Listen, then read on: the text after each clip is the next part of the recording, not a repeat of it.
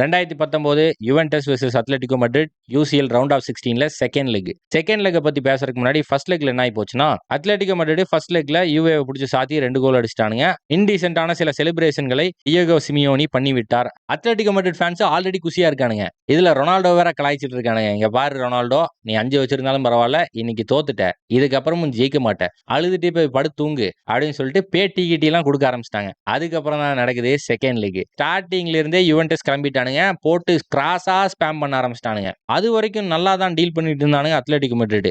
ஆனா என்ன ஆகி போச்சுன்னா, சுமார் 24வது நிமிஷத்துல பெர்னடெஸ்கி எடுத்து ஒரு பால ஃபார் போஸ்ட்டுக்கு போடுறான். ரொனால்டோ வழக்கமா பண்ற விஷயம் தான். தலைவன் வந்து மாடு மாதிரி ஒரு முட்டு முட்டுனா கோல் ஆகி போச்சு. 1-0 ஆகி போச்சு. அக்ரிகேட்ல 2-1 இருக்கு. அத்லெட்டிகோ மட்ரிட் டிஃபெண்டர்ஸ் எல்லாம் பெர்னடெஸ்கி ஓட விட்டு இருந்தான். கிறிஸ்டியானோ அளவுக்கு நல்ல பர்ஃபார்மன்ஸை பெர்னடெஸ்கி அந்த மேட்ச்ல போட்டான். செகண்ட் ஹாஃப் ஆரம்பிக்குது. 4வது நிமிஷம் தான். ஜோ கான்செலோ என்ன பண்றான், தூக்கி மறுபடியும் ஒரு கிராஸை பாக்ஸுக்குள்ள போடுறான். தலைவன் மறுபடியும் ஒரு முரட்டு ஹெட்டரு. பால் நேரா நெட்டை பிரிச்சுட்டு போக போகுதுன்னு நினைச்சா யான் ஓப்ளாக் சேவ் பண்ணிட்டான். பாக்கறதுக்கு அப்படிதான் தெரிஞ்சது. ஆனா மேட்டர் என்ன ஆகி போச்சுன்னா, பால் உள்ள போயிருந்திருக்கு.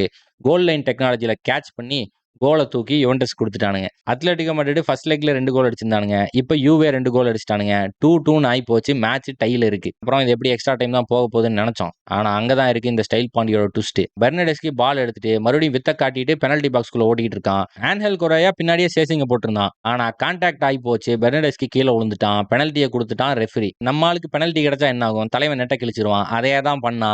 அதுக்கப்புறம் தலைவனோட ட்ரேட்மார்க் செலிப்ரேஷனை போடுவான் பாருங்க. என்டையர் ஸ்டேடியமே சும்மா அதிர்ச்சு. அன்னைக்கு அண்ணன் கிறிஸ்டியானோ ரொனால்டோ டியேகோ சிமியோனிக்கும் அத்லெட்டிகோ மட்ரிட் ஃபேன்ஸுக்கும் சும்மா விளக்கு வச்சு விட்டு போயிட்டா